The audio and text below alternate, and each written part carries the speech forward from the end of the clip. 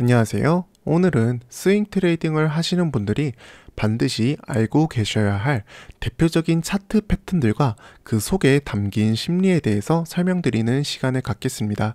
지금부터 설명드릴 패턴들은 단순히 외형적인 모양만 외우는 것이 아니라 이런 패턴이 왜 만들어졌는지, 이 속에서 매수자와 매도자는 어떤 생각을 하고 있는지, 그리고 그들의 행동을 취한 시점이 언제였는지 이런 구조를 이해하는 게 핵심입니다.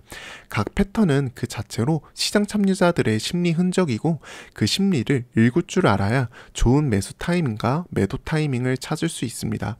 그럼 차근차근 시작해 보겠습니다. 첫 번째는 더블 바텀 패턴입니다.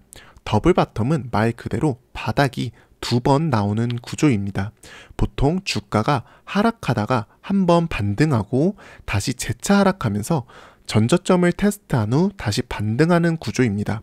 여기서 중요한 심리는 바로 공포와 확신의 교차입니다. 첫 번째 바닥에서 일부 매수세가 유입되지만 아직 추세 반전인지 확신하지 못한 투자자들이 많습니다. 그래서 다시 하락하면서 시장은 진짜 바닥이 아닌가 하고 다시 한번 공포를 줍니다. 하지만 두 번째 바닥에서 다시 지지를 받으면서 이제는 정말 바닥이다라는 심리적 확신이 생기고 강한 매수세가 유입되며 상승 전환되는 겁니다. 이 두 번째 바닥이 기회의 자리라고 봅니다. 저점 매수를 노리는 매수자들이 모여들고 단기 상승 모멘텀이 발생할 수 있습니다. 여기서 실전 포인트는 넥라인, 즉 두 고점을 강하게 돌파할 때는 매수 시그널로 활용할 수 있습니다. 즉 더블 바텀 패턴에서 돌파라고 보시면 됩니다. 두 번째는 이중천장 패턴입니다. 이중천장은 더블 바텀의 반대 개념입니다. 주가가 상승하다가 고점 도달한 후 조정이 나왔다가 다시 고점까지 상승하지만 전고점을 돌파하지 못하고 하방으로 밀리는 패턴입니다. 이 패턴에서 중요한 건 탑승한 투자자들의 기대와 실망입니다. 첫 번째 고점에서 일부 매도세가 출현하면서 조정이 나오고 그 뒤 상승이 나오면서 많은 투자자들이 이제 다시 강시장이다 하고 매수에 뛰어듭니다. 하지만 전고점을 돌파하지 못하고 밀리게 되면 기대한 만큼 실망이 커지면서 매도세가 강해집니다. 이때는 이미 많은 투자자들이 수익 실현을 고민하게 되고 큰 손들이 탈출하면서 하락 전환되는 경우가 많습니다. 실전 포인트 보겠습니다. 넥라인 두 지점을 이탈하는 순간 하락 추세 전환 신호로 간주할 수 있어야 합니다. 즉 저희는 넥라인을 손절가 또는 익절 기준으로 설정할 수 있습니다. 상승 추세의 끝자락에서 주로 출현하므로 보유 종목이라면 익절 고려가 필요하다고 봅니다. 세 번째 패턴은 헤드앤숄더 패턴입니다. 헤드앤숄더는 세 개의 고점이 형성되며 가운데가 가장 높은 고점인 패턴입니다. 이 패턴은 상승 추세의 마지막 국면에서 자주 나타나며 강한 하락 반전의 시그널로 인식됩니다. 이 구조 안에는 시장 참여자들의 점점 약해지는 매수세가 녹아 있습니다. 왼쪽 어깨에서의 고점은 강한 매수세가 형성됐고 중앙의 헤드에서는 마지막으로 남은 매수세가 강하게 올라가지만 이후 오른쪽 어깨에서는 고점이 낮아지며 더 이상 살 힘이 없다는 메시지를 주게 됩니다.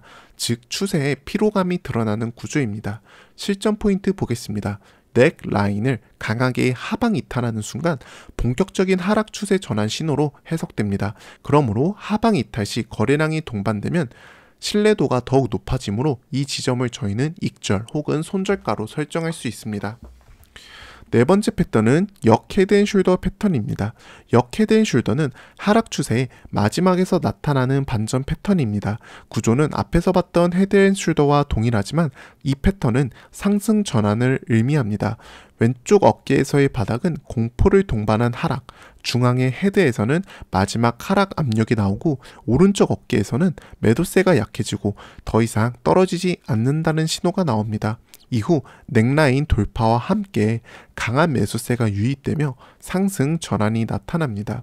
실전 포인트는 넥라인 돌파는 강력한 매수 시그널입니다. 그러므로 돌파 이후 눌림목에서 재매수 기회를 노릴 수 있다고 봅니다. 그 다음 패턴은 삼각수렴입니다. 삼각수렴은 고점은 점점 낮아지고 저점은 점점 높아지는 구조입니다. 즉 매도자와 매수자가 점점 눈치를 보고 있는 상황입니다. 이 구간에서 참여자 모두가 언제 방향이 나오나를 주시하고 있으며 에너지 축적 단계로 보시면 됩니다. 심리적으로는 모두가 긴장하고 있는 시기이며 기회도 있지만 위험도 있는 상태입니다. 실전 포인트는 방향이 정해지는 순간 강한 거래량과 함께 트렌드가 출발하는 경우가 많습니다. 즉 돌파 방향 쪽으로 추세가 형성되므로 상방으로 돌파하게 되면 매수 관점으로 봐야 되고 하방으로 이탈하게 되면 매도 관점으로 봐야 합니다. 그 다음 패턴은 쐐기형 패턴입니다. 쐐기형은 상승 혹은 하락이면서 점점 폭이 좁아지는 형태입니다.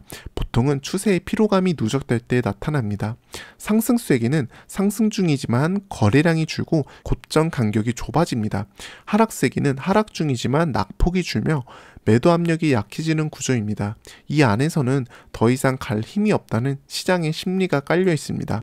실전 포인트로는 쐐기 하단을 돌파하게 되면 하락 반전의 시그널로 해석해야 됩니다. 반대로 쐐기 상단을 돌파하면 상승 반전의 시그널로 해석할 수 있어야 됩니다. 그 다음 패턴은 플래그 패턴입니다. 플래그는 급등 또는 급락 이후 짧은 기간 동안 횡보하거나 조정을 받는 패턴입니다. 마치 깃발처럼 상승이나 하락 직후 약간 쉬어가는 모습입니다. 저희가 흔히 말하는 숨고르기 구간이라고도 합니다. 이는 추세가 끝이 아니라 쉬어가는 것으로 이해해야 하며 매수자들이 차익 실현을 하고 다시 힘을 모아서 다음 파동을 준비하는 상황입니다.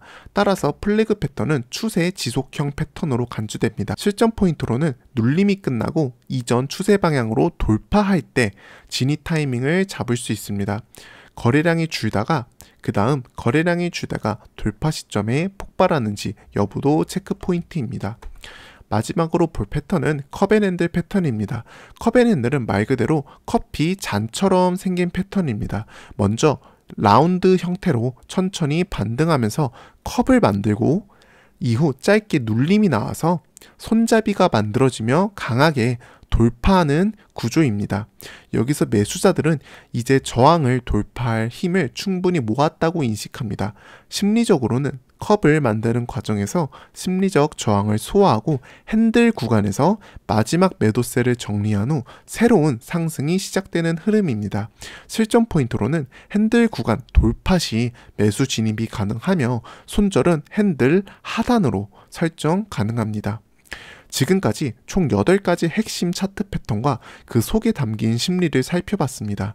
이 모든 패턴은 단순한 그림이 아니라 시장의 심리, 즉 사람들의 욕망과 공포, 기대와 실망의 흔적이라고 보시면 됩니다. 스윙 트레이더로서 이러한 패턴을 읽을 수 있다면 매수 타이밍과 매도 타이밍 혹은 손절가, 익절가 모두 더 정밀하게 잡을 수 있다고 생각합니다. 오늘 강의 시청해 주셔서 감사합니다.